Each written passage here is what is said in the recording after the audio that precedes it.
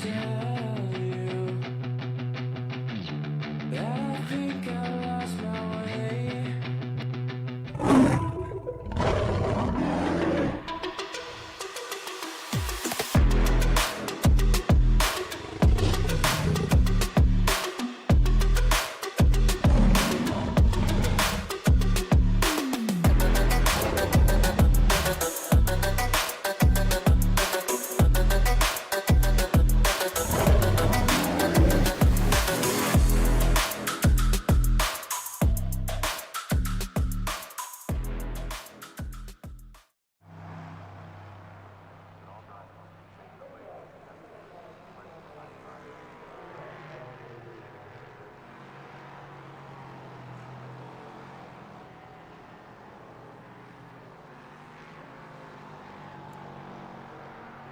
Hello everyone and welcome to the round 4 of our anti-stall racing sports car series. Today we are at nighttime at Daytona International Speedway.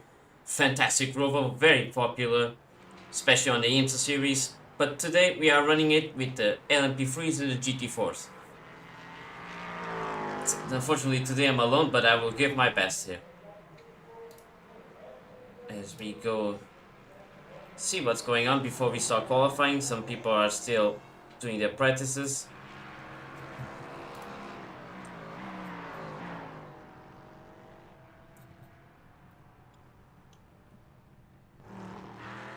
We have a huge turnout here today, and it's really exciting this track to really race here.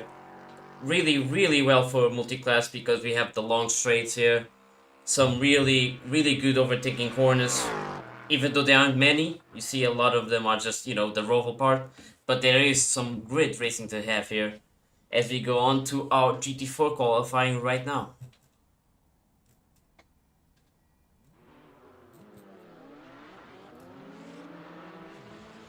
As they all pound through the pit exit here.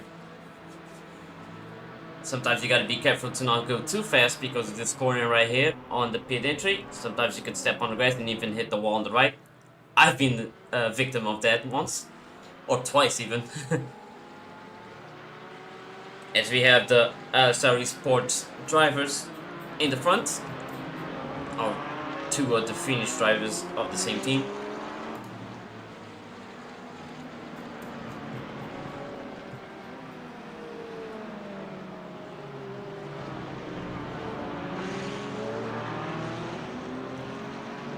You see here, we have a lot of Porsches here, but still a balanced grid. We need to see who can win it on this track. We've seen a lot of different winners from the previous tracks. So, to see here which one is the fastest by pure speed, because this is mostly, I would say, a low downforce track. It's gonna be exciting to know which car is really the fastest, because this track really proves it the most. But also, we have to be considerate of the description that might help the cars behind. So we see still a long way to go before we start seeing our first lap, and then I'll give it my best to guide you through it. It's not a really hard track to do, but it has its challenges, so to say.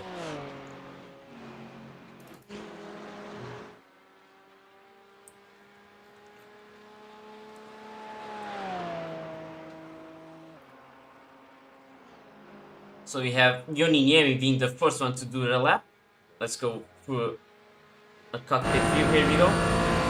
So after carrying the whole speed from the bus stop chicane, we go here on the start finish line.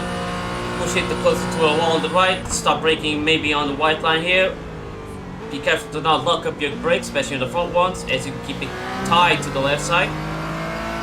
Go full throttle hill, use the curves on the right, then on the curves on the left. It's basically a straight line. To side yourself to the left, and then you hard brake to the right. Keep it steady, then you start accelerating, but not too fast, otherwise you're gonna oversteer. As he goes through on the right side, stays on the right here to do only a little turning to the left here, as he keeps his speed and starts braking in the middle of the cones. And hard right here, but be careful, he's already overcorrected a bit. Staying on the curves of the left side. Here the corners are braking on this patch here. Keeping on the right now through the left. Now a really really balanced turn. Some people like to do it out and then in. Some people like to go in and then out. Big acceleration zone here, just bigger part of the oval here. So he goes on the maximum gear.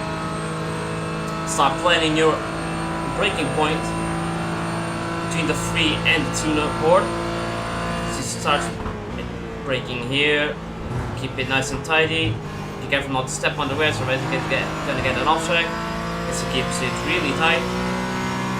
The more speed you can cut through there and keep it on the exit, the faster you will go through the whole sector. That's sector 5, which is just top speed.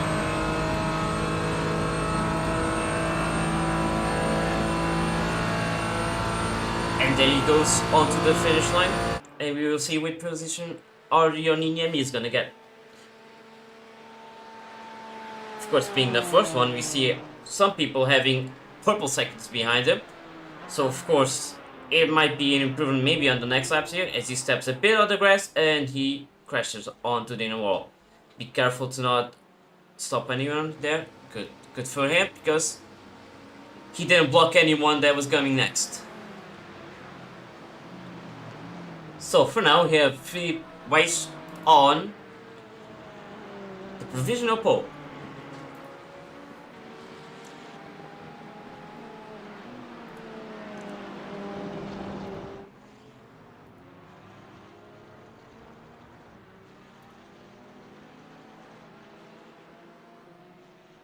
So we see some more drivers like Valtteri Kallio just did a fourth but got beaten on that fourth purple sector. Sven de Mel is approaching. Let's see where he is now. And he is crossing the line, and he does. Apparently, I think he seems to get an off track, yeah. That's why his lap didn't count, unfortunately for him. As he sits behind. Ooh, Philippe again has two purple sectors.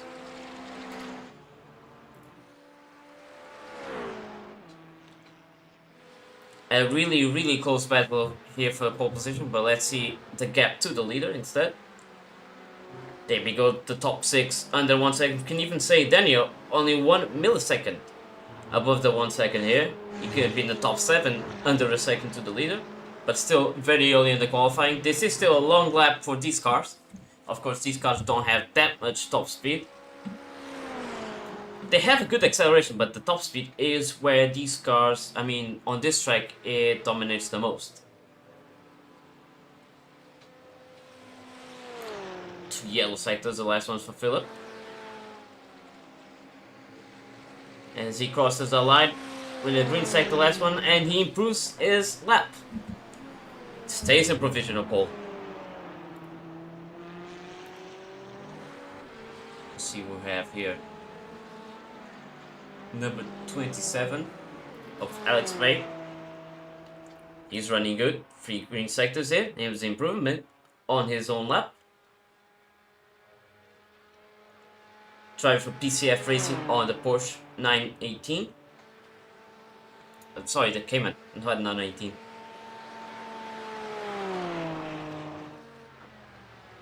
As he crosses and still stays in 6th place.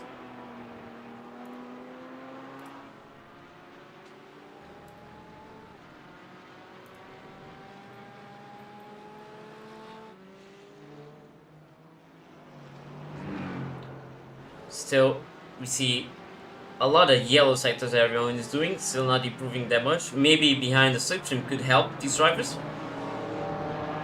As for now, we have Sven de Mel behind. Where's that car? Valtteri Kallio, of course. Maybe it can help Sven here to get a better lap time due to slipstream, but we can also see that maybe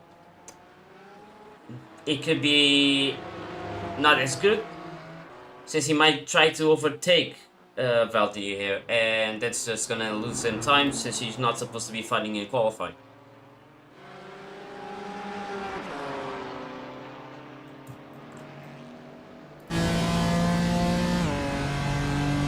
He's still keeping a distance behind him, so slipstream is not as strong as we will see, for example, with the LMP3 cars, which are a lot more aero dependent. But still, this is still gonna help him a lot doing this. Yeah, look how close he can get now. And maybe he has to slow down a bit just to not hit the back of Valtteri. As now Valtteri gives away, apparently. Even though he was on a fast lap. They go side by side, none of them is still giving away, so maybe Valtteri is gonna try and get the slipstream right at the end.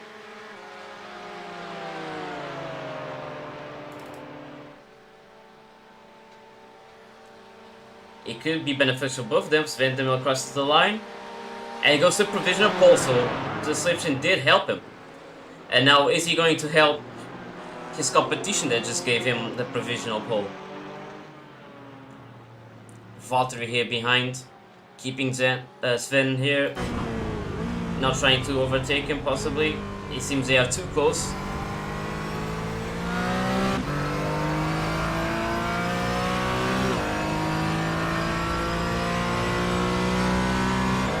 As we see Philip here again doing another lap. Let's see. Let's try to keep up with him. Crosses the chicane, nice and tidy, a little jumpy because of the suspension of these cars are a lot softer. As he goes on to the last corner of the Daytona International Raceway road course. Still, only one green sector here. This couldn't be a really better lap than before.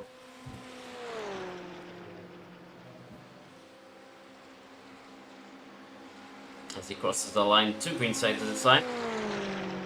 He does improve, and he stays 4 milliseconds behind Sven.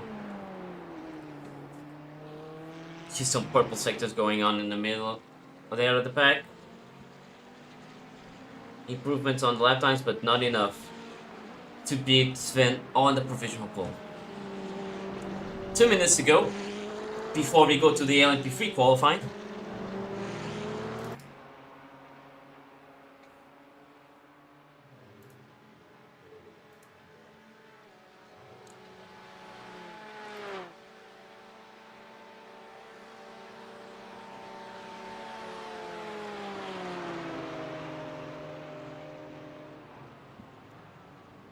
Still a lot of people doing their laps, everyone's still on track. But we can see that no one is really improving their laps. Unfortunately, since the track, as it gets hotter, it makes it a lot more difficult to keep up the lap times. Even though it's nighttime, the track is being run a lot. So yeah, it's getting faster. And it's not going to be good for the tires since they prefer to be cold on the top seat.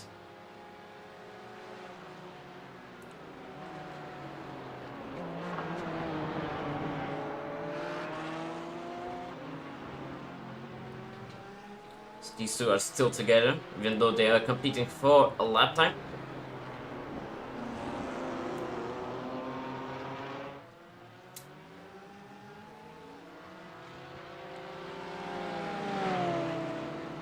We did see an incident between these two cars.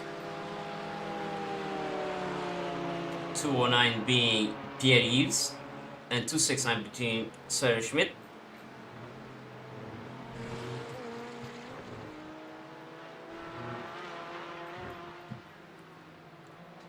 And there we go.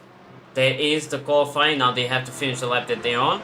As we see the LMP3 grid is already preparing themselves to start their lap times. Everyone's just lining up. While we see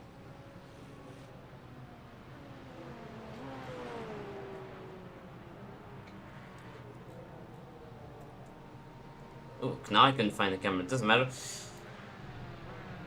As everyone finished their last lap time, so it seems that Valtteri gets a provisional pole now. I mean, the pole position, since no one is really beating him behind. Unless Joni Niemi can still do it, but he has 3 yellow sectors.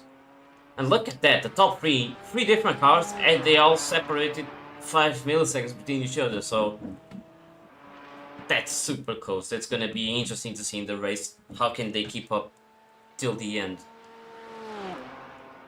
And there they go.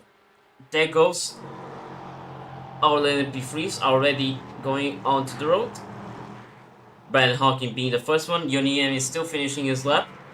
Of course, he's not gonna cross these two cars. We have Audi Unila as well, still on the road. But both don't seem like they're improving the lap time, so it's gonna stay as a pole position for Valtteri Kallio.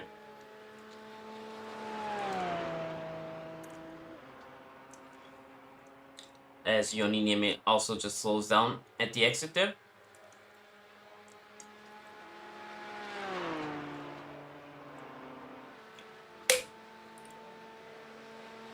Unila crosses the line, and it is improvement on his lap time, but unfortunately stays in P7.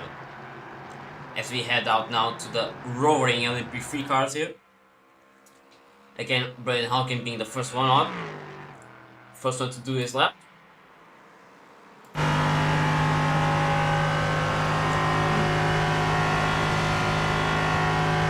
And now notice the difference on the LMP3 during the bus stop. Of course, much quicker, but also the suspension doesn't bounce as much, so that also influences how they can do that corner, since they can do it much straighter.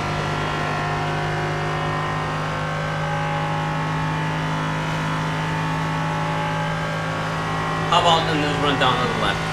So again, crosses the line, starts his lap, Brandon keeps it more on the inside than we saw the GT4s. He stays on the outside of the entry of the corner, goes super tight on the entry here, and now he exited, go fast on the yellow curves, goes immediately to the left side, starts braking still on the straight line, goes out to in on the corner,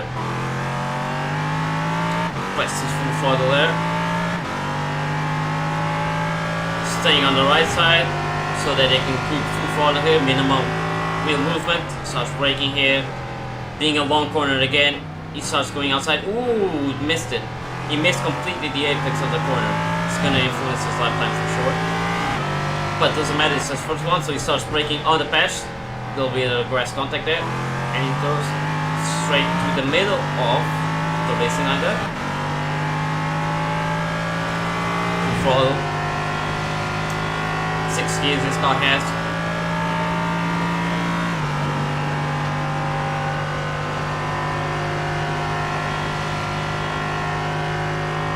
And now he starts braking between the 2 and the 1 board. Steps on the yellow part of the track. Ooh, I think that was an off track. That is not permitted. You still need to have 2 wheels at least on the curbs.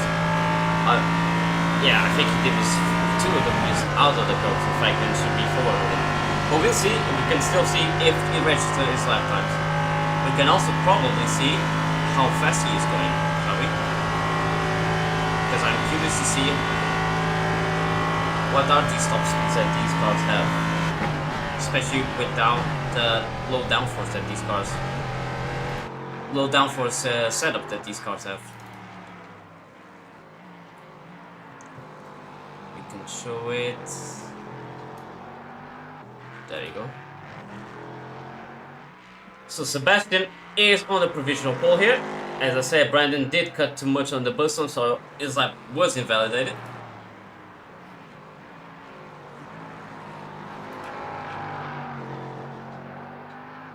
Juan Micosa gets super close to that lap time, only 4 milliseconds behind, but he can still pull off later on.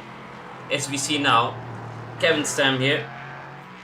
Let's see the speed that these cars can now carry.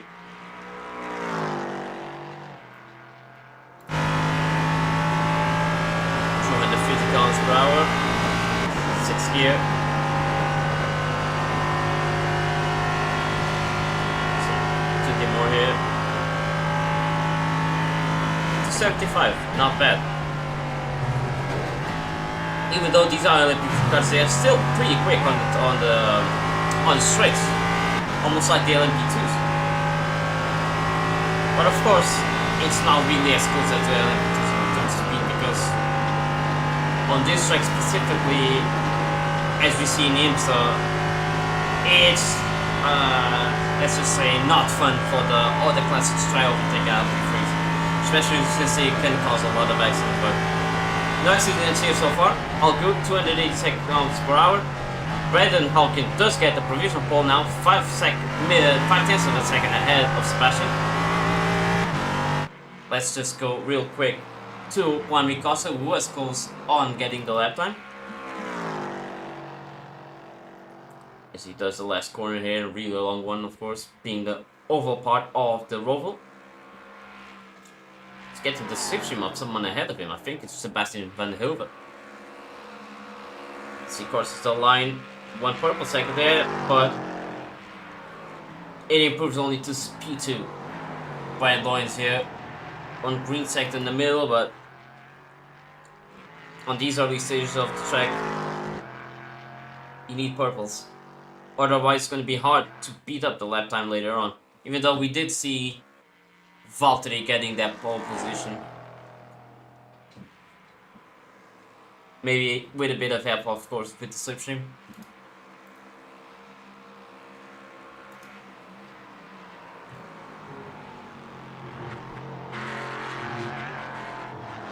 Ooh, that's too much over there. Now he blocks a bit of the way of the other cars attempting their last, but I don't think it's going to be too bad on their lap time since they can still keep on. Let's just see real quick how he did that. Apparently it didn't go to the point that I wanted, so let's just go here.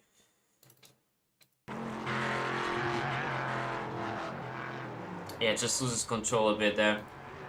I think because of the stiff suspension, it's going to be hard to keep it straight, especially seeing how we get these cars that are so stiff on the suspension, but at the same time are so fast all the fast corners. You gotta risk a bit, you know. That's how you get the fast lap times, you gotta risk it. But Brandon still getting a huge gap on his pole position now. We've seen how progressively Brandon Hawkins has been getting better and better here on this sports car series compared to how he was on the touring car series, which he already dominated. This is something new to him, even though he sometimes dabbled on the prototypes. First race he gets a top 5, second race he gets a podium, third race he gets a race win, and now he already starts with a pole position. Perhaps, of course, we still don't know it, but it's really interesting to see how he has been improving his lap times. As we see, it was Andy? No, it was Kevin Stamp that was behind Brandon Hawkins, which he still has to put a lap. He still hasn't put a lap on.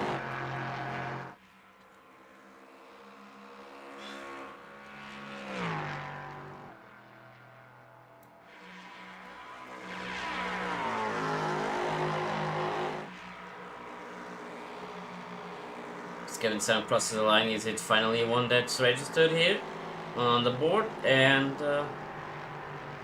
it is one lap. It was validated this time, but seeing that he got 4 yellow sectors means that previous laps that even though was with an off track in the certain part of the lap, it's still better sectors than the incumbent. So we could probably still see him improving as he goes down to P10 now.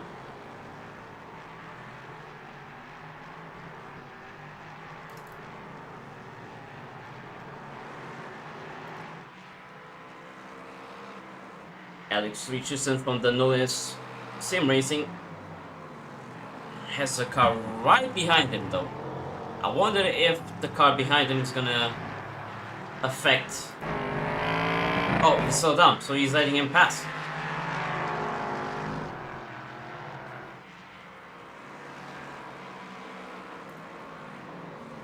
The car of Moritz Weinrich, I think that's how you call it, from Marshmallow Racing. Now he's flashing his lights, so I don't think they want to stay ahead of each other, possibly for the lap times. You know, getting the slipstream will be beneficial, of course.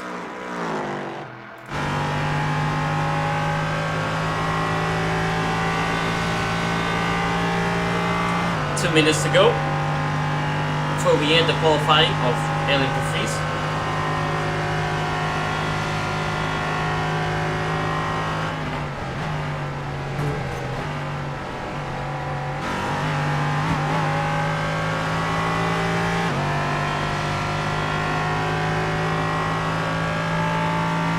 Kevin Sam improves his lap time now goes to 7th place from P10. But you're seeing then these 3 cars here, because the car ahead of him, which I think is Ryan Lawrence? No, sorry, it was someone else. It was Dan Dodgeball. They got too close. Ooh, and that's a mistake, which affected both lap times of the cars behind him. That's unfortunate for X Richardson. And he goes back to the pits. So, who else is doing any lap times right now? So we did notice that Brian Lawrence still hasn't done a lap.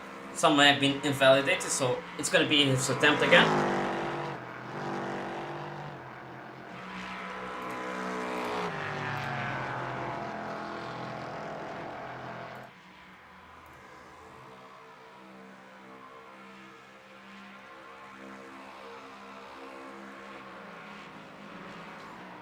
Everything still looks clear from our perspective, as he cuts as much as he can without affecting the off-track system.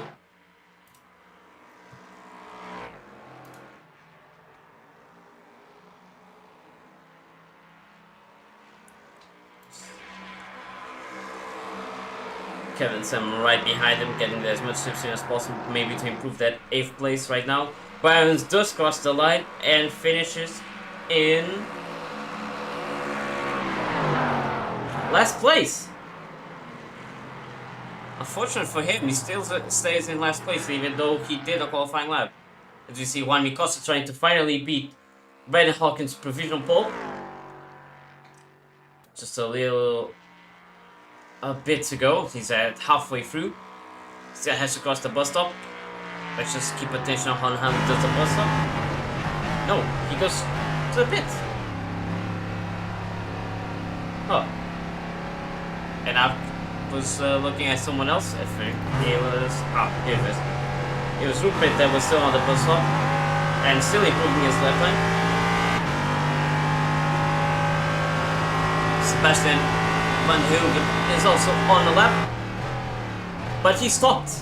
So I guess that's not an improvement from here. Kevin Galvin is also going to try, but we see Rupert. Here we go. He will cross the line. Goes up to P8. I'm surprised that Brian Lawrence can still do a lap. He crossed the line exactly at the point, is he? I think he's trying too hard and he missed it completely, crashes his car unfortunately. That's a reprimand for number 61 of Kevin Stem. Can show you the incident that I don't even know what happened, since it doesn't show the qualifying events, but that is the qualifying done. So Brandon Hawkins does get his first pole position here on the Anti-Stall Racing Sports Car Series. Juan Micosta gets in P2, his highest qualifying position. Tom Desville gets in P3. Sebastian Van Hoover gets in P4, Diogo Theodore in P5. Ken Sen P6, Leon Ullevoet in P7. Rupi in P8, Mark Hutchinson in P9, Alex Richardson in P10, Kevin Gowan in P11, Maurice Rendrick in P12, P13 for Ted and P14 for Brian Lawrence. I can go through the grid once again after our warm-up, so let's just let our drivers just test out some things, you know? Test out their setups, just get a new feel for the track before we go on to our race.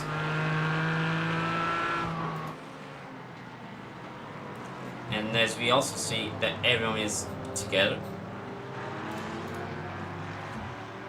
both LMP3s and GT4s, decided to just go on and test a bit of the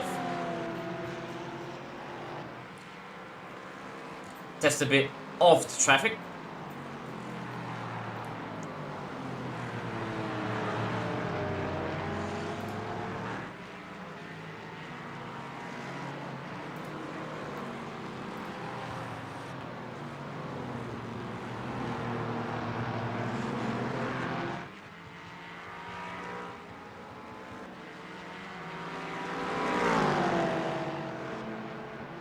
It's also good to see while you're in warm-up to see where the braking points of the GT4 cars are so that you can plan ahead better. Of course, the GT4s and the LMP3s have different braking points, which you need to learn from the other class as well. It always helps. It always helps to know everything the GT4s do so that it can be more predictable next time you encounter with them. Same can be said with the GT4s. You can see where the LMP3s can brake and how much space they can let before they start doing the corner, or letting the LMP3s go on ahead on the inside, for example.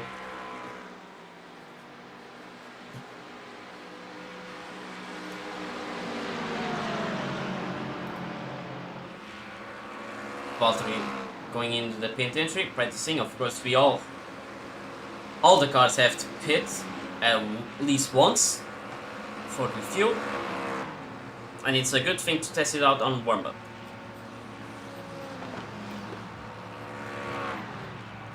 Misses his pit stall.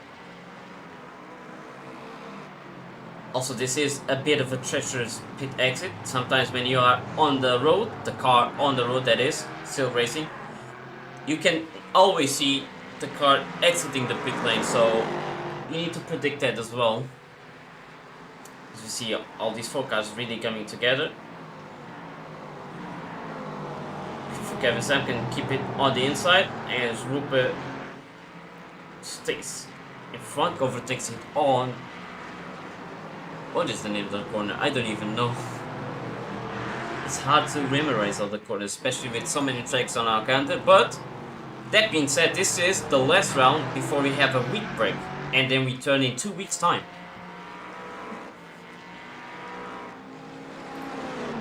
We return in 2 weeks to the circuit of Detroit, Belle Island. So it is city track. Popular in IMSA, of course. That's where it is being run, but it has stopped being raced there. I think it was this year, the last year. It's gonna be the last year for the track. So it's gonna do other streets of Detroit, but still have that track preserved here on iRacing, thankfully. It's a quite fun track. It's a completely different track to even this one, of course.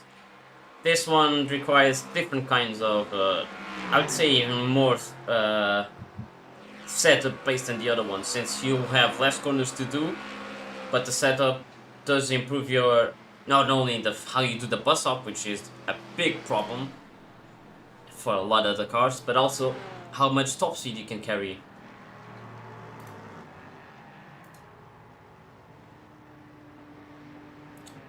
"40 seconds to go before we end our warm-up.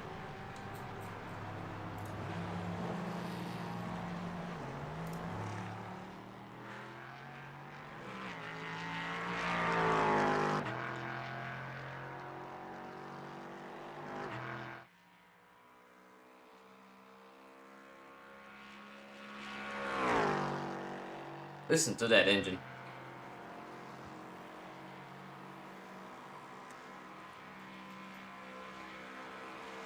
We might not be running the Calyx, but that V8 is still really good. And it's loud, you can hear it from really far. Warm-up is done now. As you see now, everyone just lining up.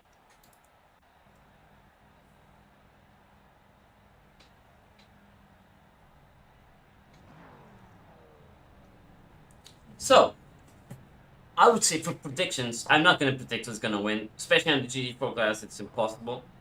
Though Brandon has been improving and improving every single round.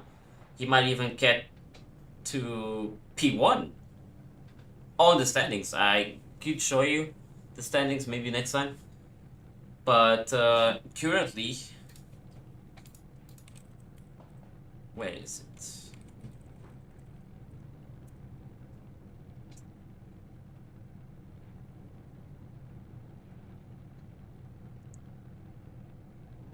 Ah, there we go.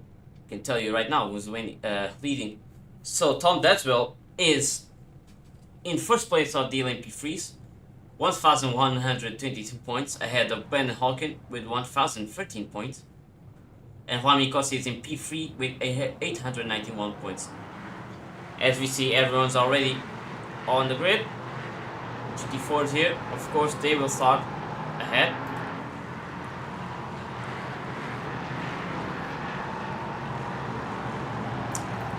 Continuing on to GT4 class, Yoni Niemi is leading, Sven de Mel is in P2, and Valti Kallio is in P3.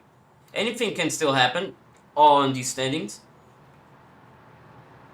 So that's why we gotta see what happens here as well. And Daytona says all the current leaders are still racing. They've been here for every single round. As you see, 1, 2, 3 anti-stall racing team members here, close to each other, each on their own row. As the safety car will presumably go in a bit.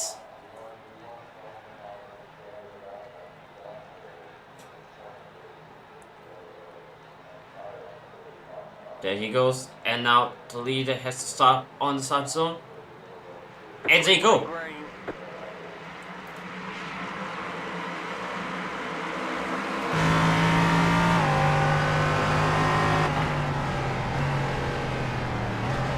Diogo already passing to P5 again, keeping it nice and tight on the inside there.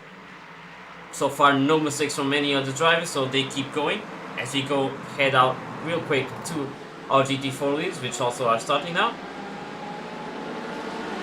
Valtteri already with the pit lead. Philip here on P2 stays on the inside. Svedemel trying to overtake on the outside, and he does. He stays ahead now of Philip. Wait.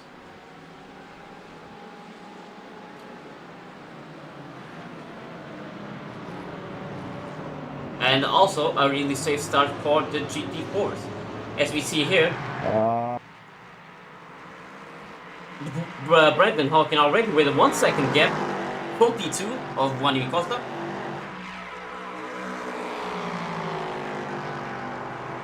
Tom Dadswell trying to approach Juan Costa here. Look at how strong the slipstream is on these cars. Reappeared on track in front of me before starting. Breaks a bit early. Oh, it seemed like it was going to be a mistake from Juan Costa. He bins it on the first lap, on the bus stop. Seems like he braked too late there. Let's just see real quick what happened.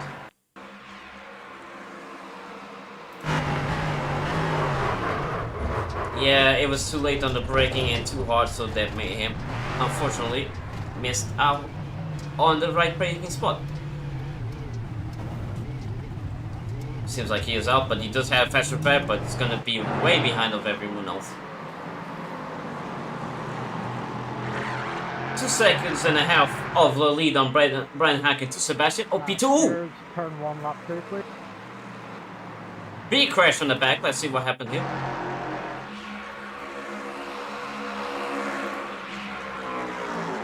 See Alex Richardson. Oh, seems like he missed the braking, braked a bit too late, and hit the tire barrier. And he collected another car with him. Unfortunate for these LMP3 drivers. The GT4 grid is still really close to each other. Valtteri still can keep much of a distance between everyone behind him. But something also happened to Johan Brimstel. Let's just check it out. Oh. What happened here?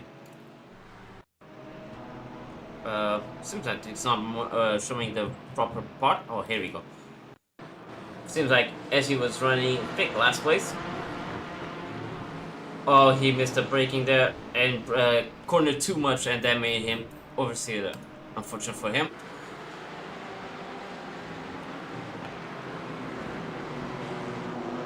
That's me keeping in P3. He already gained 4 positions. No, sorry, 2 positions on his own class. It's 4 positions overall because the crash that happened ahead of him. Juan Costa is still on the track. He repaired his car, but now he has big time to gain from the other cars, as we see him going through the GT4 grid here. He has to be a bit patient because everyone's so close to each other, even though he can do these corners a lot faster than the GT4s. So he tries to pit already, and there he goes. One car. 2 cars. Still 5 to go, but I think he can do it even before crossing the finish line.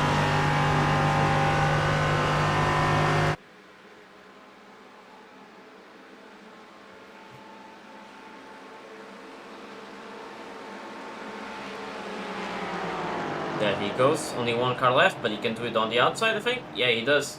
He has better braking, but it was a bit squiggly. Oh, he locked up, but can still keep it. Yeah, he did it. He avoided a bigger mistake than before, because if he did now, it would be really serious problems for him, because he doesn't have any more fast repairs. As we head out to the battle here for P2. 4 seconds, Brandon Hawkins is leading in P2. If he can keep it up, as we see Kevin Sam passing Diogo Teodoro. Diogo Teodoro still keeps it on his side on the first part of the corner, but he still needs to keep it on the other ones. And he does. Makes Kevin Sam lose a lot of time there. As we see Rupert overtaking. No, thought about it, but still hasn't done it yet. Didn't have enough speed to pass Kevin Sam. As I said, for these cars, especially MP3s, are really strong with the slipstream compared to GT4s. Very aero dependent, so they can gain a lot of speed boosts compared to the GT4. Oh, Kevin Sam made a mistake!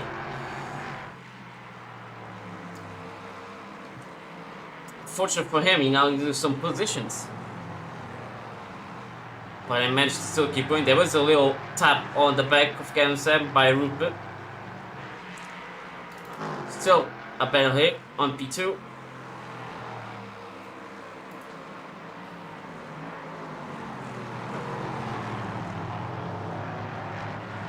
Tries to do really tight there off Sebastian. Let's hop on board of Tom. He's gonna try to overtake him, of course. He needs a lot to catch up Brandon Hogan. As we see here, a battle. Still, there's 5-6 positions here. Everyone's switching positions between each other. The GT4 class. Oh, Yoni made it a bit on the outside. There was a little touch, but everyone still keeps it on the road. The Mercedes of Jotte trying to find a little space. Stays on the outside this time. Philip has lost 3 positions since his start. He has a really good qualifying now. He's been struggling a bit on the pace here. Again, even being so close, they can still keep each other on the slipstream. It's good for Greg that doesn't have anyone behind him to have the slipstream to keep on, and he's still doing the fastest laps here. As we then down to Diogo Teodoro, only a second behind P2.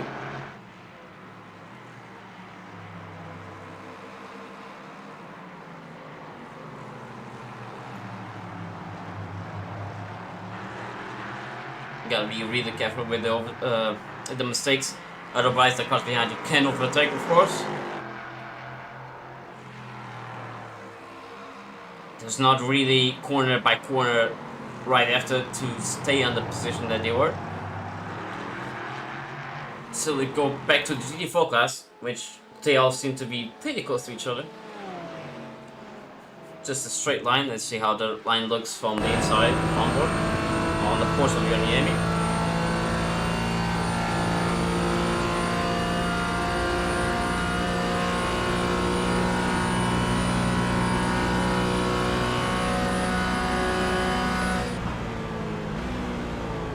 Interesting how late he can brake compared to the others. As you see, Alex May here, on the lead of the GT4s, losing a little bit of time, but still keeps his position. It looked like he did that corner too much on the outside as we go jump back here on the LMP3. Due to the 1/10 behind Tom Deswell, which Tom Deswell also has a 10th behind Sebastian on the section fight. It's going to be interesting to see who keeps it on the inside. Sebastian, of course, will try to keep it there. But can Tom Deswell pass him on the outside, or is he going to do a little switcheroo? Sebastian hardly defending there. And he keeps his P2.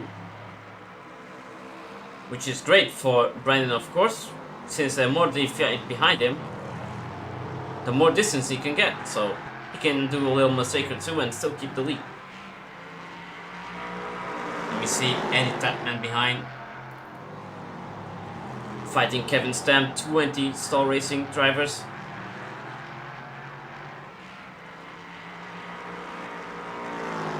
Seems like Andy lost the edge here. Unfortunate for him, he stays behind. GT4s here, still the same gap, really close to each other, but we see behind Yoniemi and Philip. No, Hirote Hitsmaki, Vistimaki. Not sure how you pronounce that. Sorry to butcher anyone's names. So many Finnish drivers. We have 1, 2, 3, 4, 5 on the GT4 class, and 1 on the LMP3 class. Really popular this series with the Finnish drivers, especially the Alistaro esports teams.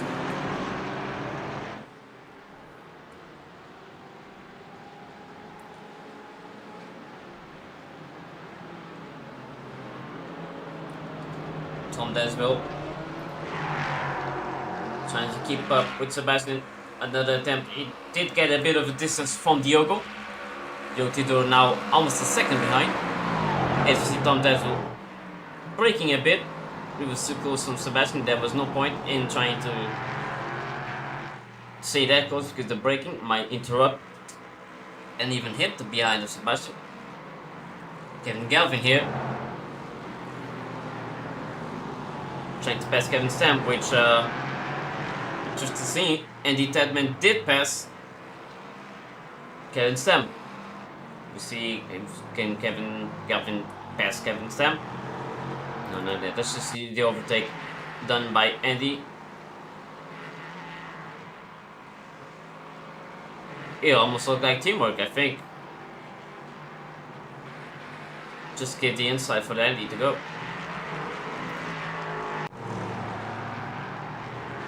But now all is lost. Of course, Andy's still keeping a bit of the speed, still ahead of Kevin Stamp. So maybe it was a good team order here, maybe. But now Kevin Stamp is trying to defend from Kevin Goving to see who is the superior Kevin. As Alex May keeps it 5/10 ahead of P2 now. That's probably his biggest distance so far. He started in P5, is now in P1. See a battle there. Ooh, that's too deep. Too deep for Jota. Jota. As now he is in danger from Joni Niemi.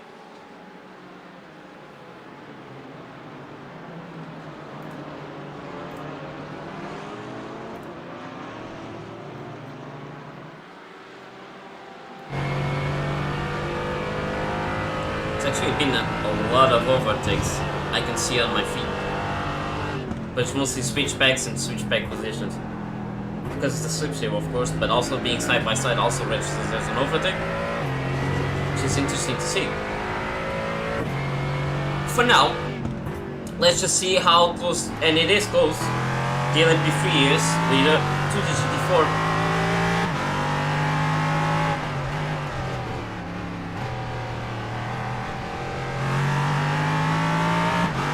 Something happened to Sebastian van der Hilden. She tries to overtake one of the GT4s. Oh, sadly for him, he loses P2 by that.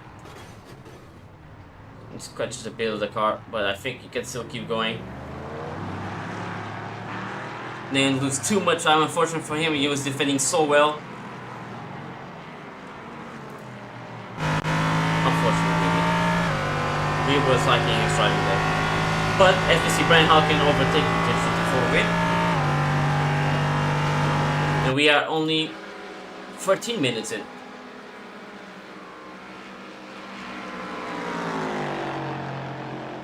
We see the leaders here on the GT4 are super close as well for Brandon. Sven and Jota switching position again and again. We see in the distance there's Brian Halkin there approaching the leaders. Meanwhile, P2 of the LMP3 still is on the back of the GT4 cars as he tries to overtake. And he does, everyone just gives him the space. But does disrupt that. Oh, they touched. Matteo just touched on the inside of Joni Takkanen.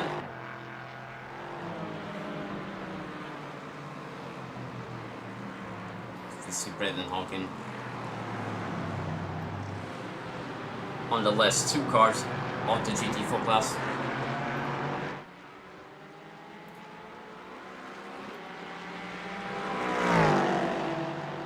And that's it. Brian Halkin is clear.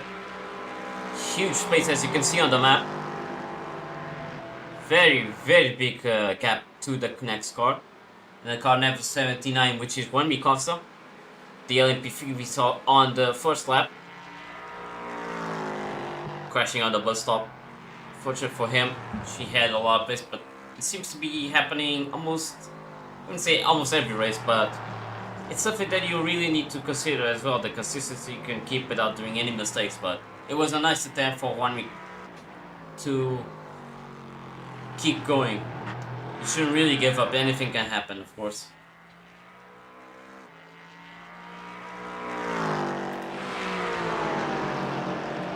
Our P2 of the LMP3 grid now, overtaking the leaders. Only 2 cars left. 3 cars.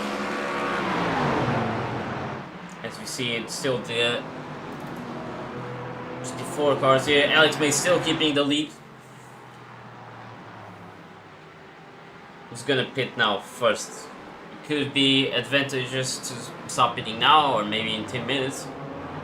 But sometimes pitting early can help from being out of the traffic. Even though cars like Brian Halkin, Tom Daswell now are completely clear of the others, so I don't think they don't need to do it, in fact.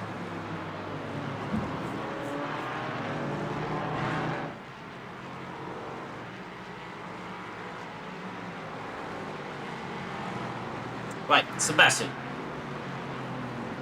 It's getting a little bit too dangerous from Brian Lawrence. Sebastian unfortunately dropped down from P2 that he was racing. Well, we did see Brian Lawrence doing a lot of misses, crashes all in the qualifying, but he does have some pace. The driver for Altitude Esports. He has gained 8 positions because he started from last. As we see now, is he going to attempt being side by side? And he does clear of Sebastian, but now he has traffic to worry about.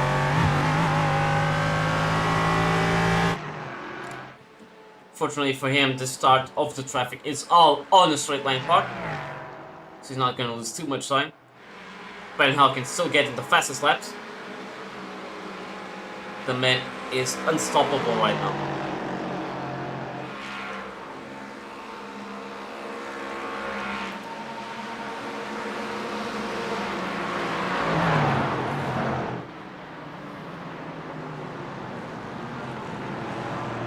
Yep. There he goes. Tom Desmond now blocked by the other cars, which gives an opportunity for Sebastian here to get close by. Trying to see where is the right gap to try and overtake, flashing his headlights.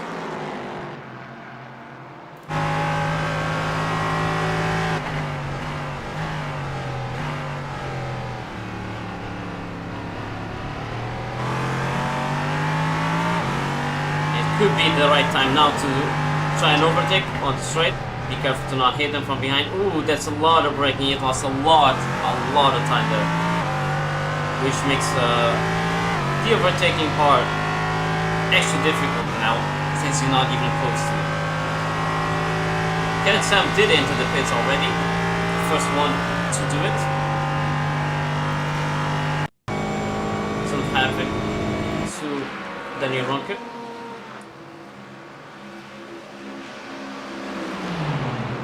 See the bad braking. It seems like he's doing the corner, but he starts drifting. Still managed to avoid hitting the wall. Ooh. Even though not the right turning there. But he still missed the wall, so he's fine. He can keep going.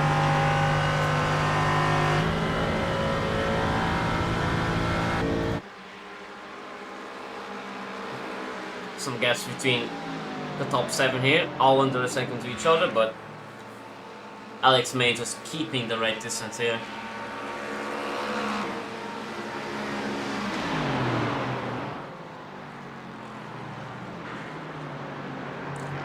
So let's check out real quick on the sectors.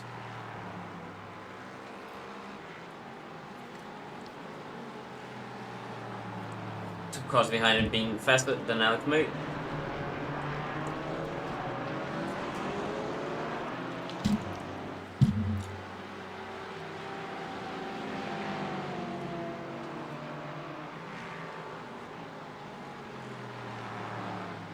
Second sector, everyone's being slower than Alex May. Almost gonna say James May, which doesn't make sense because James May isn't that fast. Yeah, seems like Alex May can keep it much quicker on the corner spot compared to the cars behind. Let's see now on the sectors, which are mostly straight lines. If the gap is gonna get bigger. Because it could be setup wise that it helps Alex May keeping himself ahead.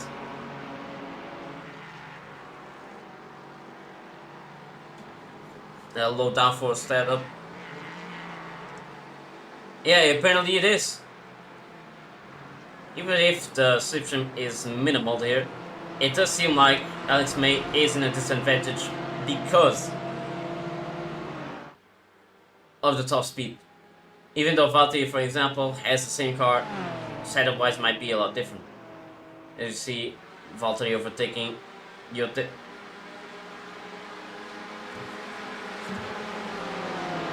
Sven Demel trying to take an advantage going by in the inside there. Maybe Yote I did see an overtake from inside, maybe it was a slowdown. But look how close everyone got.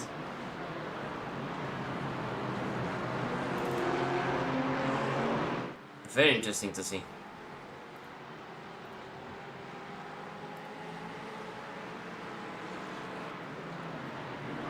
Meanwhile, Flammy Costers now trying to gain as much as possible from the time lost after the crash. Now is behind Mark Hutchinson. The battle for P8.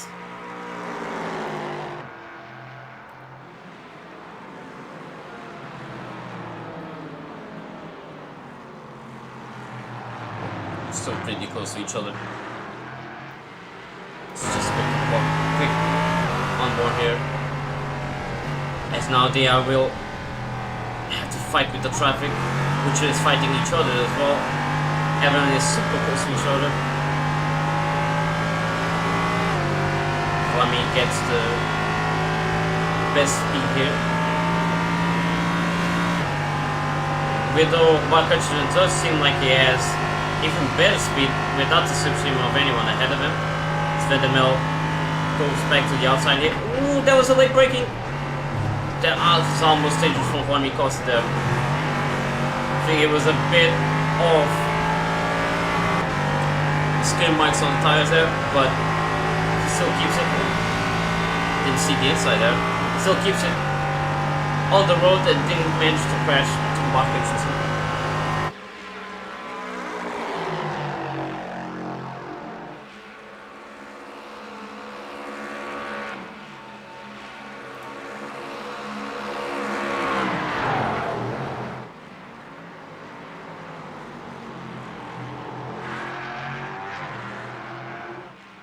For now, this is a closest fight, so on the LMP3 grid, everyone's still fairly distance to each other. Meanwhile, the GT4 grid is all close to each other. P7 still between 1 second to each other, ending at Harry Unila at this GT4 train. So we go back to Mark Hutchinson and Rami Costa.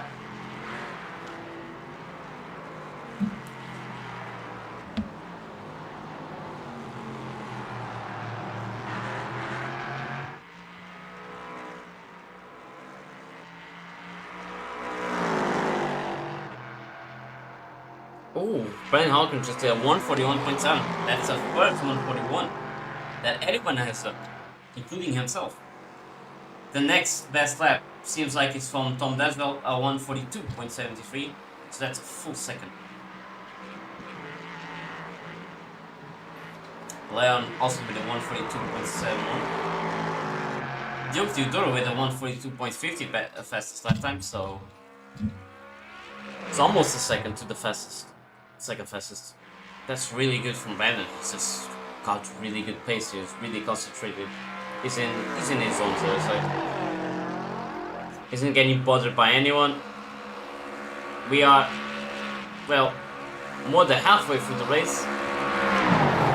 Brandon Hawkins still leading since the first lap, but it should be now that we are seeing more pit stops from everyone, especially the LMP pieces. They are going to get more traffic. Brandon is still clear of everyone ahead of him. There's number 89 ahead of him, which is Joni Takahanen. GT4 car here. But still a big distance between both cars. How do you know there's crash? Let's just see what happened here.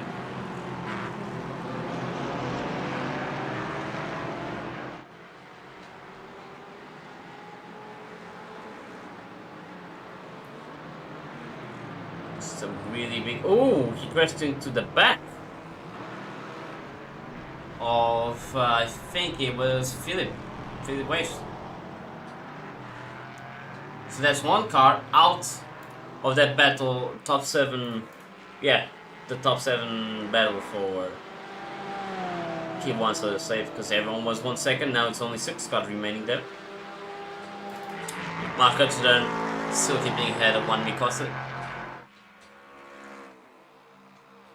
Do wonder which one is going to suffer here from pit exit. And that is a 5-second penalty for Harry Unila from the crash that we just saw.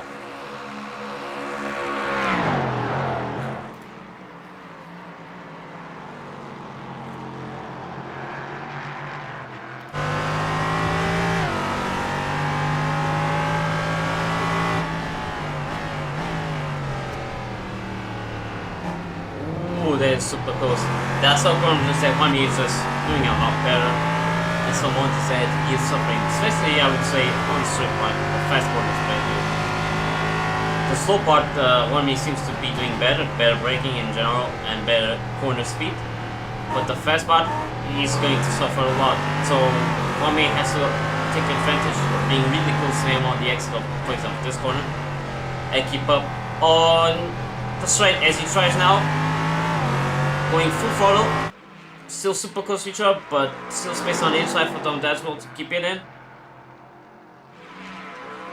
And already, I mean not Tom Daswell, Mark Hutchinson, sorry, another driver for the same team.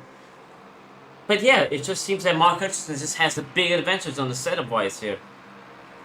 He focused more on the top speed. Even though Mikasa can get super close to him.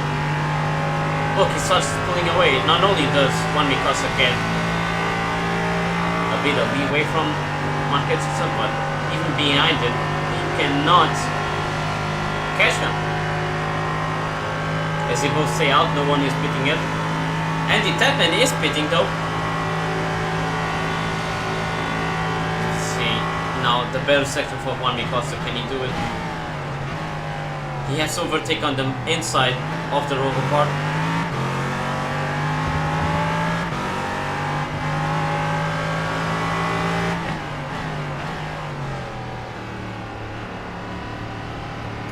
Getting really close, bumping into. Next opportunity should be on this corner. If Juan Costa can keep it on the outside here. And does he do it? No, he didn't attempt to overtake. As we see, also all of the GT4s now pitting. Gives a bit of leeway for the LMP3s. Oh, Alex May missed his braking point. He had to reverse. This is gonna affect him on the pit exit for sure.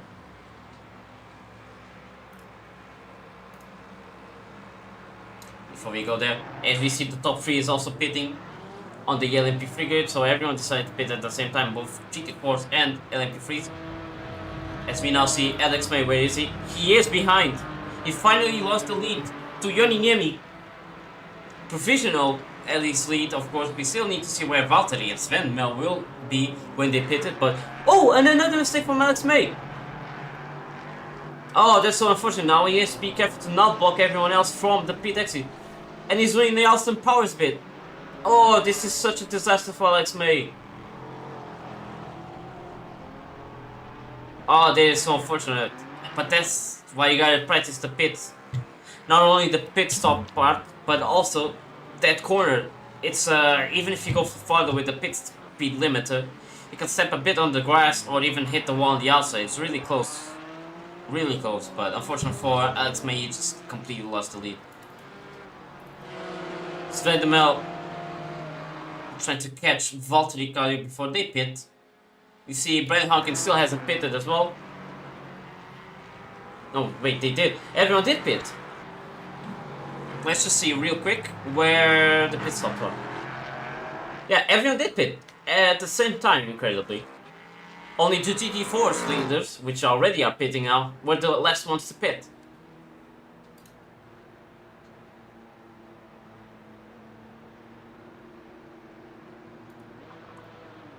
And everyone seems to land the pit part of break. No! No!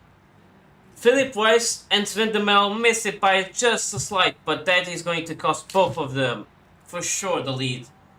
Provisional lead, at least, if they pit exited. So, Valtteri was first before they pitted, can still end up leading here. Or not! Hold on. Valtteri is stationary for more time than he's supposed to. Did he get the speed limit? I think he did. He's being stationed for a lot longer. Oh, this is disaster pit stop, so many of these drivers. As we see Joni Niemi being the first one, though they are side by side, but Joni Niemi does get ahead of Sven de Mel. And that's a P1, P2 and P3. So, Joni Niemi, which was behind all of the other cars, got really fortunate because, as well as Sven de Mel and Philip Weiss, they also missed their braking point on the pit. Joni Niemi was the only one to doing it perfectly, so he keeps the lead. But now he has, well, I would say a couple laps to try and keep a distance from the cars behind, because being so close is gonna affect the slipstream of the other cars. But Brian Hawkin trying to pass the GT4 leaders.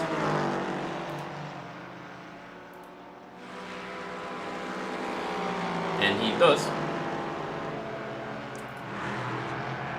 Mark Hutchinson ahead of Diogo Tudor.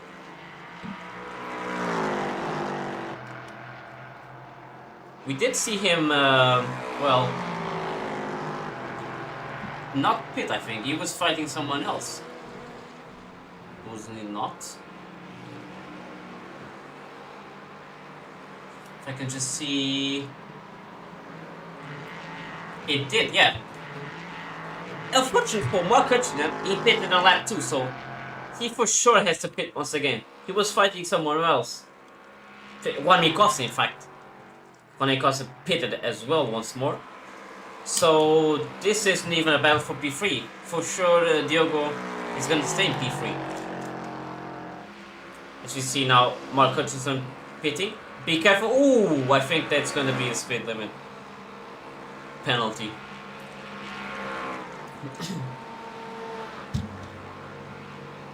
We will see if he gets stationed one more time.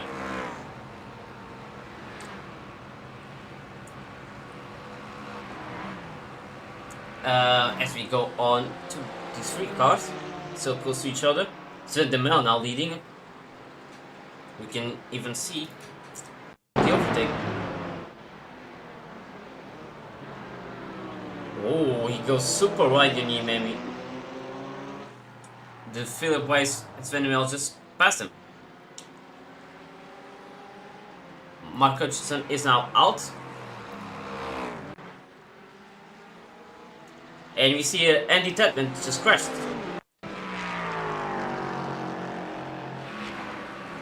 What happened here? He even jumped to the pit. So it must be something really bad. Ooh, that's so unfortunate for him. He braked and turned too soon and hit the tire barrier. That is an out for Andy Tedman. Oh boy. Juan Mikosa just made another mistake, didn't he? Let's see what happened. He's already used his fast repair, so being in the position that he is now, should have just stayed. And he starts turning, and this is it there. He jumped to the pits apparently. I think he just quit. Because he could still keep going, but I think he already lost it.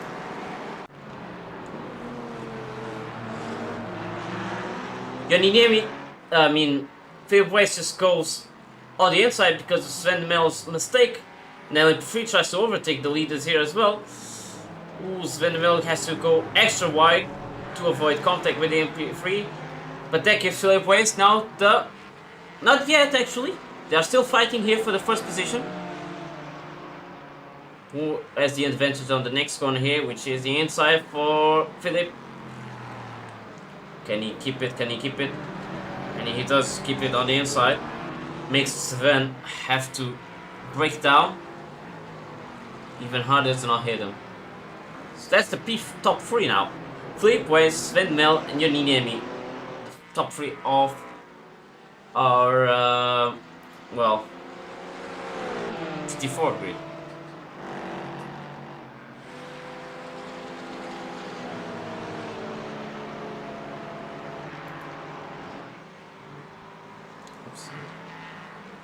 Seems like just wanted to make sure of something. Where is...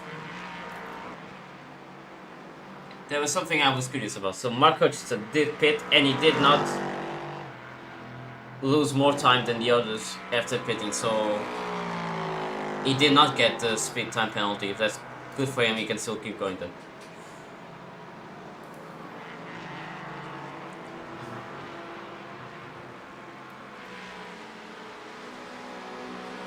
Jota getting close to these top three now, battling each other. Good, trying to keep the lead, but Sven de Mel's already on the inside here. Sven just keeping a lot of speed through that corner and braking harder and later. Good for Sven de Mel, now once again leading the race. He hasn't won since the first race that we did. By a huge margin at Imola.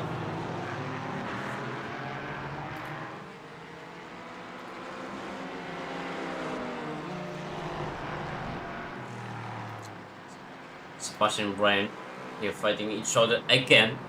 We saw the battle before. It didn't go well for Sebastian.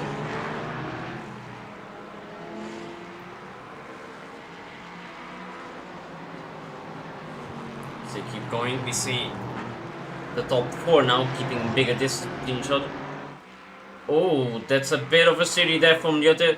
Joniniemi does get the overtake since Jota did a mistake there. Almost losing control. But they all still keep going.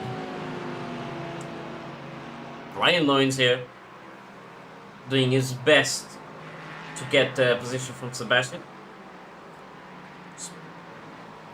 Let's just put on.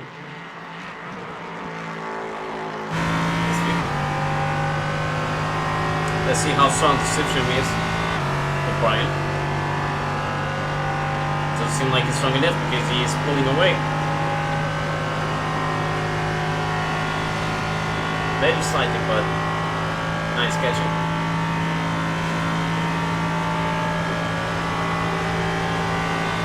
Who breaks the hardest here and later? It seems like Sebastian did a good job there on that corner.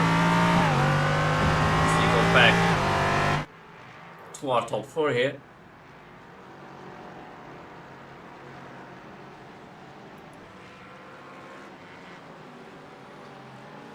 Big distance between P4 and P5 at this moment. Before it was 7 cars, an equal distance I would say, under the second to each other. But then we saw Alex May doing the mistake, Harry Udler also making a mistake. Just everyone just being left out. Valtteri Kallio, who also was leading this race at one point, gets so far behind.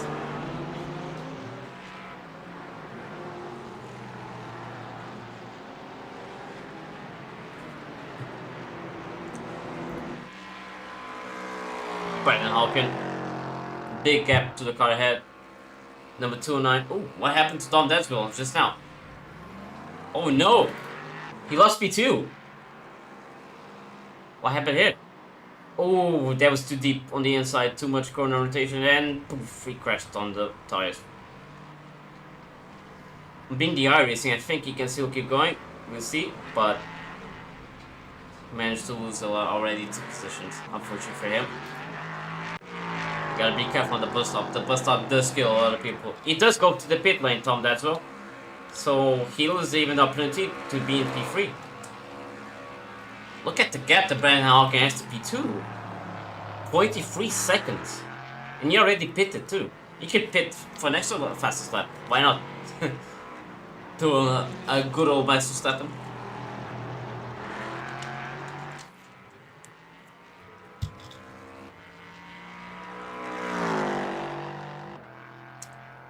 Yonemi with the fast lap on the GT4 class. Still has some pace to push out. Ooh, what is that? I just saw some front bumper there and we see a crashed car here. What happened?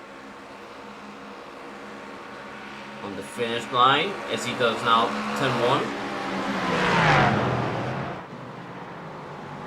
That's just too much, and a bit of correction. Yeah, you just cannot turn too much on the car, otherwise you lose complete control, especially on the low downforce setups, which it just doesn't grip as well on the track as you want it to. This track is just not easy sometimes. As simple as it is, the corners, it's about nailing really the car rotation. Well, 3 minutes to go. And these top 4, well, Philip finally gets a little distance. In fact, I didn't even notice, but Philip did pass Van der Mel. Let's just see real quick. It was side-by-side action here. Oh yeah, it was during that accident that I didn't even notice. But yes, Van does get it on the inside, brakes a lot better. And gets a good exit here. Oh, actually, wait.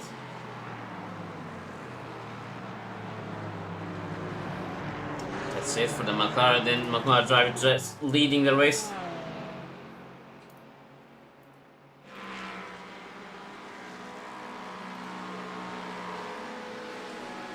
Interesting to see Philip, which didn't participate in Donington, has been getting a really good result here. 8th in the championship. Yoni Niemi trying to pass Van der Mel. Tail staying too close. Top 4 completely different cars, which is really nice to see. That's what I love about racing the different car class. I mean, when it has balanced grids, BOP, it's interesting to see different cars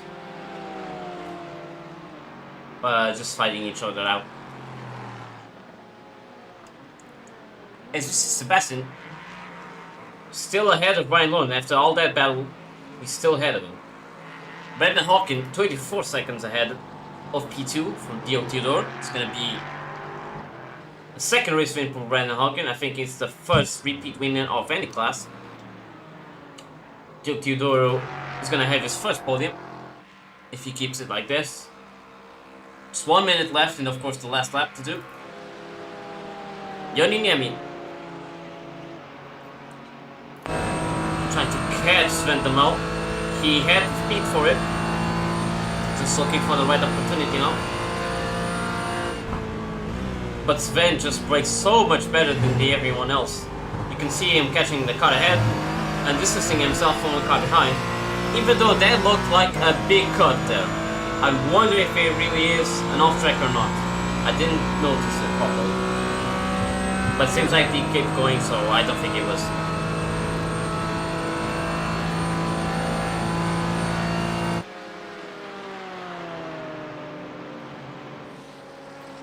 Mark Hutchinson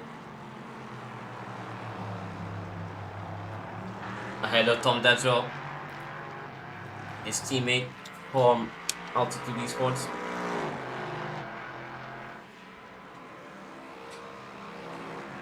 Unfortunately for this team, they have been running really well. The previous races just didn't go so well for this one. But Brian Luns being the highest of the Altitude Esports drivers here, but missed out 2 seconds from Sebastian. And we see now Brandon Hawkin clears the finish line and has his second win in a row on the Anti-Stall Racing Sports Car Series. Congrats! Still a long way for the other LMP3 to pass the finish line, so let's just see what happens here. On the GT4, they are still in the inside part of the track. Yoni Niemi here trying his best to catch Sven de Mel.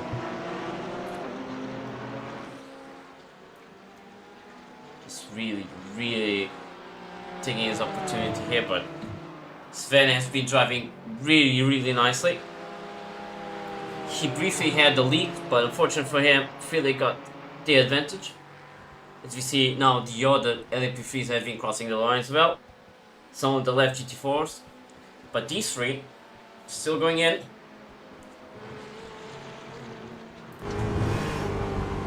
Oh, that's a lot of time lost, but that's a big cut from Sven de Mel. Oh no! But it seems that it wasn't really important since Sven de Mel can keep going. It didn't even seem like he reached the off-track limit, so.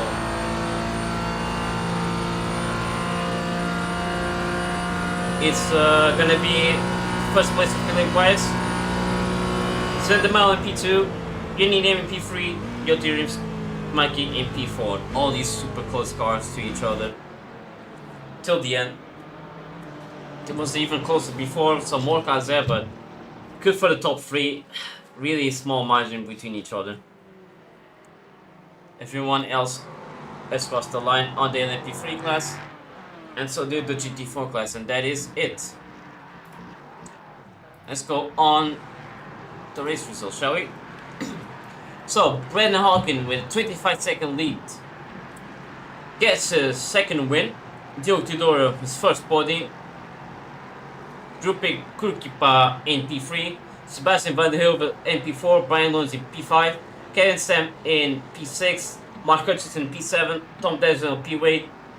Leon Elevoot in P9. P10 for Kevin Galvin. P11 for Moritz Reilly. P12 for Andy Tedman. P13 for Juan Costa. And P14 for Alex Richardson on the LMP3 class.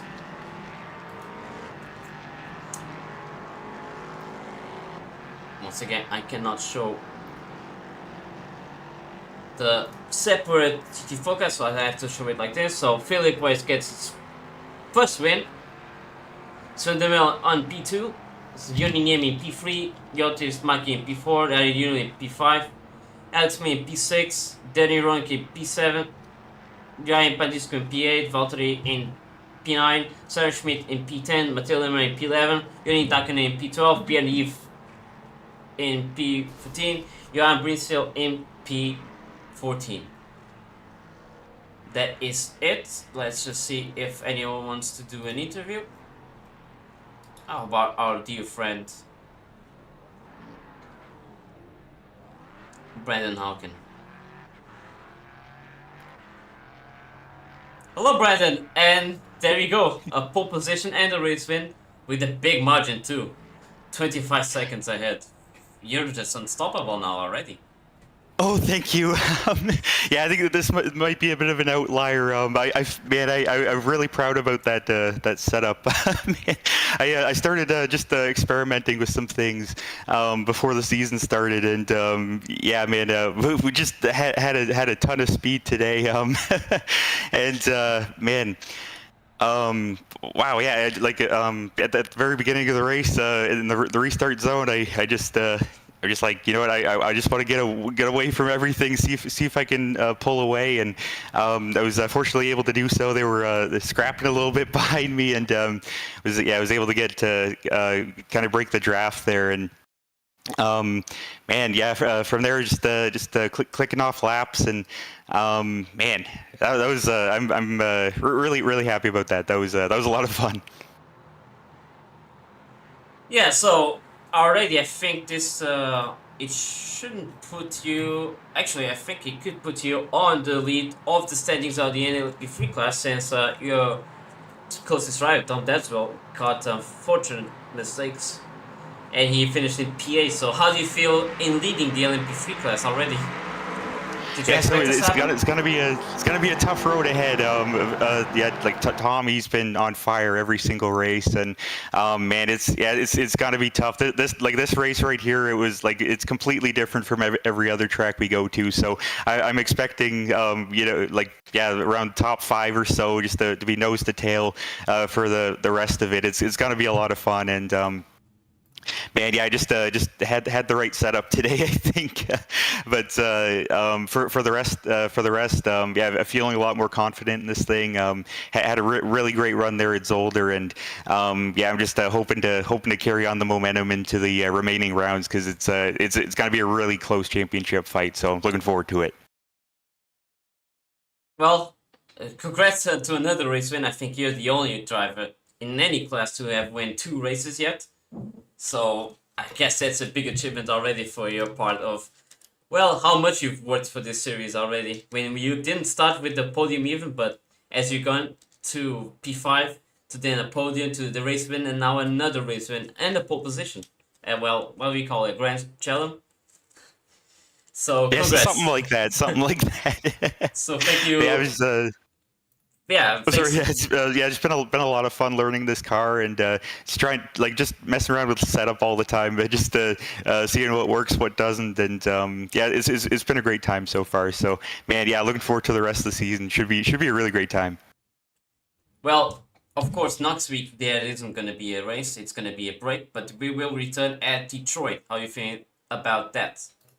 Oh, Detroit. Okay, yeah. So I'm not too familiar with Detroit, but I'll put the laps in. At least we have a break, so I can get some laps in, and you know, see if we can pull out another good position. It's going to be a really bumpy track, so I think yeah. Detroit, that should be it'd be a little bit like Daytona, where it's really it's a lot different from a lot of other tracks. So yeah, we're gonna probably need another specialized setup for that one, and yeah, we'll just see if we can handle the bumps and stay out of trouble. All right. Well, thank you so much, Brandon, for always being here, ready for the interview, and always like to hear you about. But we also have someone new here, Diogo Tudor, with the first podium here on the Anti-Stall Racing Series. Hello, Diogo. Hello, Paulo. How are you? I'm very well. Nice to see another Portuguese here. Yeah. So, tell us about your race. I mean, there was a lot of things happening to the competition that was next to you, but you managed to pull out really decent and really consistent lap times and still keep it on P2, even though, well, Brandon just dominates as always, but nice. Just tell me this, what you went through this race. I mean, I was not expecting to be on the podium, to be honest. When I joined the server, I was really slow on the practice. I didn't practice for this race, I'm gonna be honest, and I didn't have a setup like Brandon. It was a pure rocket. I just used baseline with the last swing I could possibly get on the car. On the quali, I was a little bit more prepared, and I could put a good lap, I think, P5 if I'm not mistaken. And on the race, I could put a decent pace. I could avoid the chaos. Let's say that. And yeah, I was not expecting a podium, not even a top 5 maybe. But I think I put a strong pace, and I had quite a luck on the field. So yeah, I was not expecting once again. Well, anything can happen, seriously, on a 45-minute race, of course. As long as you don't do any mistakes and just do your best, you can always even get a good position. So congrats. And Thank you. what do you think of the next race on Detroit? I don't think he saw you on the last track at Donington Park. No, actually in Zolder too. Yeah, I failed Zolder unfortunately, and probably I will fail Detroit as well. I don't have the tracks, and unfortunately I don't have the facilities for that, if you know what I mean. Yeah. But yeah, the next ones I think should be fine. So yeah, I probably will fail Detroit. I failed Zolder. That will cost me the championship for sure. And joining with that, I had some bad luck with the other races, I think, in my opinion. But yeah, it is what it is. I'm here to have fun, and I'm having a lot of fun. So yeah. All right. And since you're Portuguese, want to give a little words in Portuguese as well? Of course, claro. Queria agradecer principalmente à minha equipa que está a ver a stream do campeonato, por todo o forte apoio que me tem dado desde que eu estou na AZR. E um grande abraço ao meu grande chefe que está a ver a stream e logo a seguir a ver o pódio me veio congratular, por assim dizer, e que amanhã tenho um almoço pago. Portanto, fica à espera. É, ele vai durar. Well, thank you so much, and we'll bring now the GT4 race winner here. Philip, congrats on your first race win here on the Anti-Stall Racing Series. It seemed like a really tough race for you, and even for your competition too. Tell us how you feel about this race win. He's muted still. Oh, there you go. Yeah, that was quite a race, wasn't it? I think, to be honest, in the first stint, it was more like a game of chess than a race. I mean, everyone was saving so much fuel. I think in the first 2 laps, not everyone was on the same strategy, so it got a little bit sketchy into turn 1 sometimes. But I think after a few laps, everyone was on the same strategy, saving fuel, and my fuel calculator actually kept changing his mind about how many laps it's going to be. So I actually overfueled in the end. And after the pit stop, it was just, I think, Sven near me and me. And I think what's decided the race is that I got lucky in traffic. I passed Sven on the start-finish straight, and in the following lap, there was an LMP3 passing us. And after that, it was, I think, a second or a little bit more gap between us. And then, yeah, well, I went for it and never looked back. And in the end, it was enough. Yeah, and I saw a lot of the GT4s just missing their braking on the pit itself. So did you practice a lot to avoid that mistake? Yeah, the pit entry I actually practiced a lot today, thanks to the active reset feature of iRacing. And then came to the stop, I actually drove too far, but Sven did as well. So nothing lost there. And yeah, but I knew it was the little things that would decide this race. Exactly. It's always good to keep practicing every single part of the track, not just the road itself, but also the pits. Because we even saw someone, it was Alex May, which was leading the whole race. Unfortunately, hitting a bit of the grass at the pit corner, that corner that you do on the pit exit, and he lost completely there. But good job for you. And would you like to say some words in German for everyone else? In German? If you want. I think everyone should. There's a be lot able of to speak German English, viewers and drivers here, that's why. Yeah, sure, I will do it. Ja, ich habe eigentlich nicht viel Erfahrung in Daytona. Ich bin beispielsweise noch nie das 24-Stunden-Rennen gefahren. Deswegen war ich gar nicht so optimistisch. Was ich wusste, ist, dass der McLaren schnell ist in Daytona. Das habe ich im Training auch gesehen, die anderen Zeiten der Gegner. Und heute im Rennen, ich war dann relativ schnell auf P6, weil am Anfang nicht alle gespart haben, aber ich habe relativ schnell gesehen, dass meine Pace offensichtlich wirklich gut war. Und naja, nach dem Boxenstopp waren wir dann noch zu dritt und am Ende hatte ich Glück mit dem Verkehr, dass eben dann irgendwann eine Sekunde zwischen Sven und mir war und dann mit der guten Pace, die ich hatte, ist mir gelungen, dass die anderen mich nicht mehr eingeholt haben. Alright, thank you so much everyone for being here in the interview and everyone for watching us. And we will see you after a little break, 2 weeks time on Detroit Bell Island. So thank you so much. Thanks, appreciate it. Cheers.